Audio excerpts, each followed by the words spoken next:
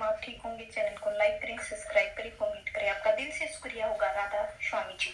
जी राधा स्वामी जी, जी राधा स्वामी जी।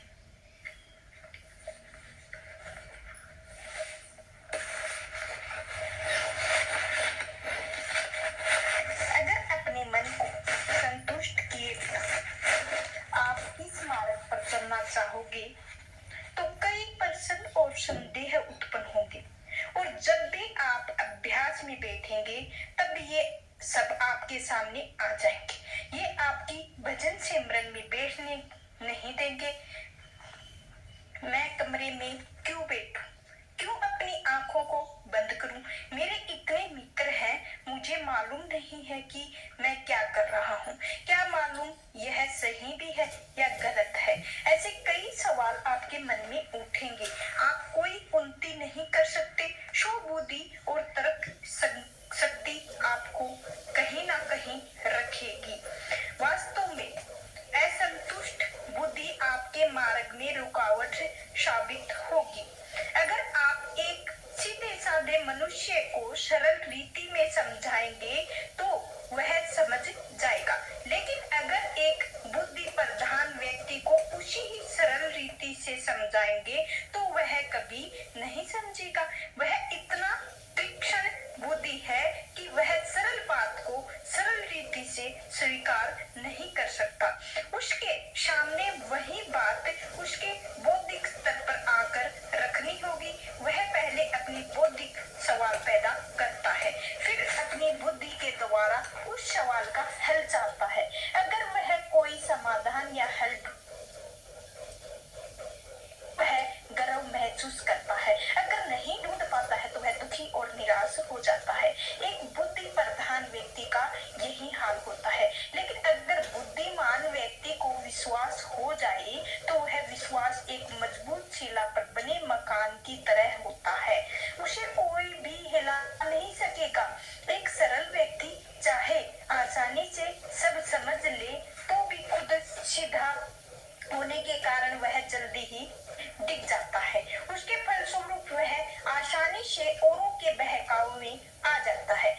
यही दोनों में अंतर है। बुद्धि कोई बुरी चीज नहीं है। आप अपनी बुद्धि को अलग हटाकर इस मार्ग पर नहीं चल सकते। आपको अपनी बुद्धि को संतुष्ट करना होगा। इसीलिए हम इतने सत्संग सुनते हैं, इतनी पुस्तकें पढ़ते हैं, इतने प्रश्न उठते हैं, इतनी छानबीन करते हैं। ये सब केवल बुद्धि को संतुष्ट करने के लिए है।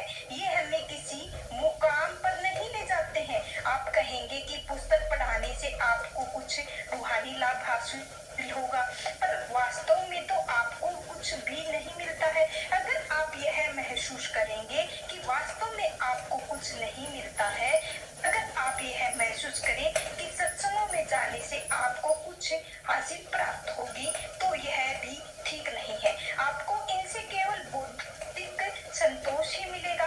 पर एक बार दृढ़ निश्चय हो जाए तो भरोसा आ जाता है और अभ्यास भी किया जा सकता है। और उस अभ्यास के द्वारा, भजन सिमरन के द्वारा, संत मत की शिक्षा के अनुसार अपने जीवन को ढालने के लिए आप जो चाहते हैं वह प्राप्त होगा। केवल बुद्धि को संतुष्ट करने के लिए नहीं, बल्कि विश्वास और अभ्यास के द्वारा, प्रेम और भक्ति के द्वारा। महाराज जी अक्सर यह कहा जाता है कि हमें रोज एक निश्चित समय पर बिना नागा प्रेम और भक्ति के साथ अधिक से अधिक भजन सिमरन करना चाहिए। पर ऐसा लगता है कि प्रेम और भक्ति हमारे अपने वश में नहीं है। और भक्ति मेरा मतलब है कि जिस रूहानी मार्ग पर आप चल रही हैं उसमें आपको विश्वास होना चाहिए।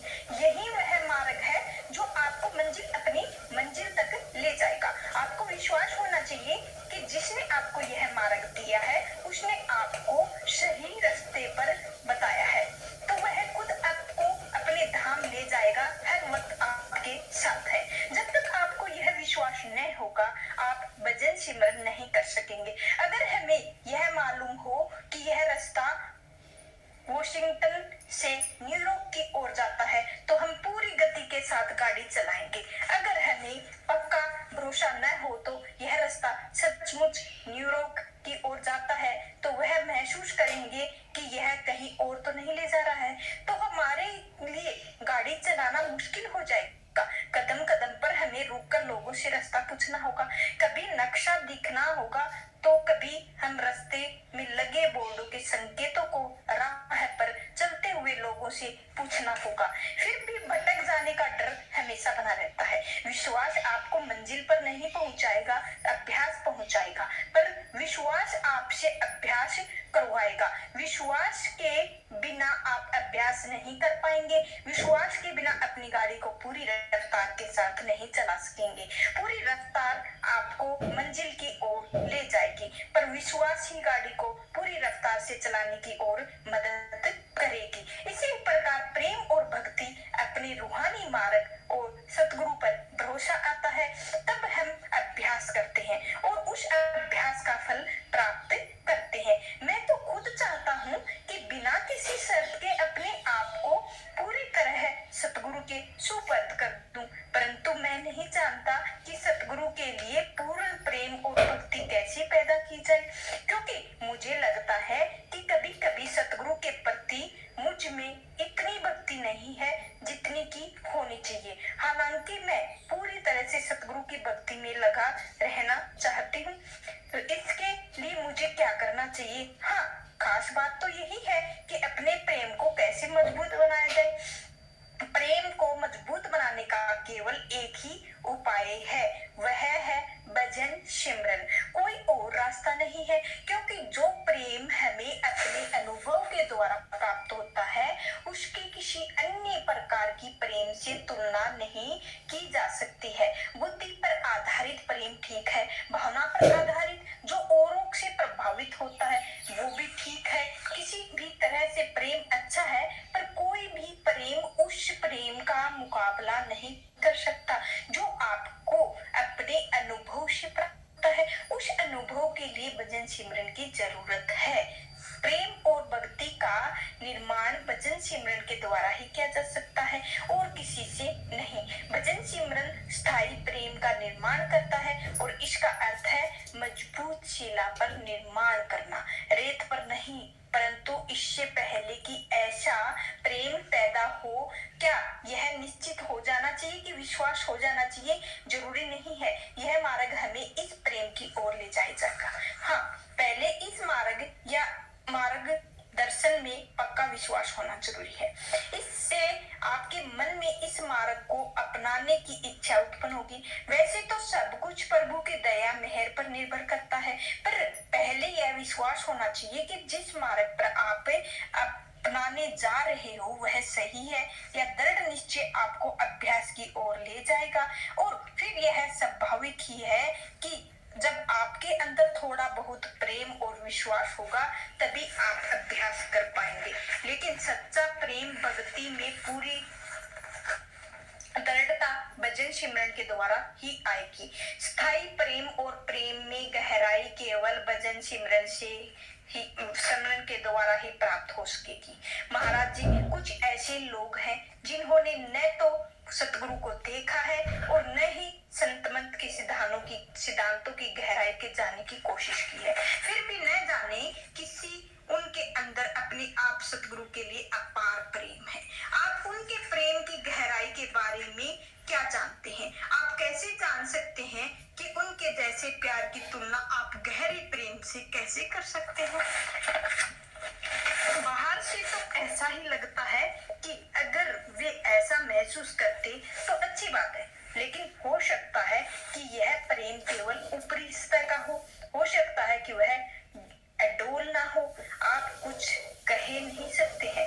एक बार अगर किसी ने निश्चय हो जाए कि फला जानवर घोड़ा, फिर चाहे सारा संसार यह बहस है, कोई परवाह नहीं करेगा। इस संसार के खिलाफ होकर भी वह जानता है कि यह घोड़ा है। अगर उसे पक्का विश्वास नहीं है तो वह 10 आदमी कहें कि यह घोड़ा है तो वह कहेगा घोड़ा है।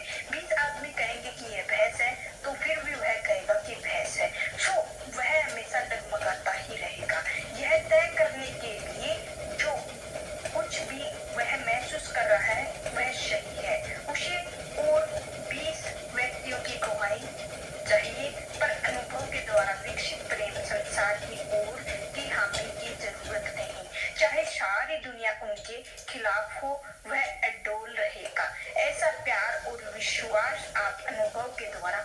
कर सकते हैं, किसी सतह से नहीं। अगर सतगुरु के देह स्वरूप से प्रेम इस मार्ग की उन्नति करने के लिए जरूरी है, तो फिर उन लोगों को क्या होगा जिन्हें नाम तो मिला है पर सतगुरु के देह स्वरूप दर्शन नहीं मिले हैं। या हो सकता है कि वे सतगुरु के देह स्वरूप के दर्शन कर ही ना पाए। वे सतगुरु के देह स्वरूप से प्यार कैसे बढ़ाएं? चाहे उन्होंने सतगुरु को न देखा हो, फिर भी भजन सिमरन की मदद में वे सतगुरु के प्रति यह प्रेम पैदा कर सकेंगे। अगर वह अपना रूहानी अभ्यास करते रहेंगे, चाहे बौद्धिक विकास के साथ सही, वह निश्चय ही विश्वास निर्माण कर लेंगे। लेकिन अगर भजन सिमरन नहीं करेंगे तो वह प्यार कैसे प्राप्त कर सकेंगे? तो आज का सत्संग इधर ही समाप्त होता है। आपको कितना अच्छा लगा कमेंट में जरूर बताएं। अगर सत्संग अच्छा लगा हो तो कमेंट में राधा स्वामी जरूर लिखें। जी राधा स्वामी जी, जी राधा स्वामी जी, जी राधा।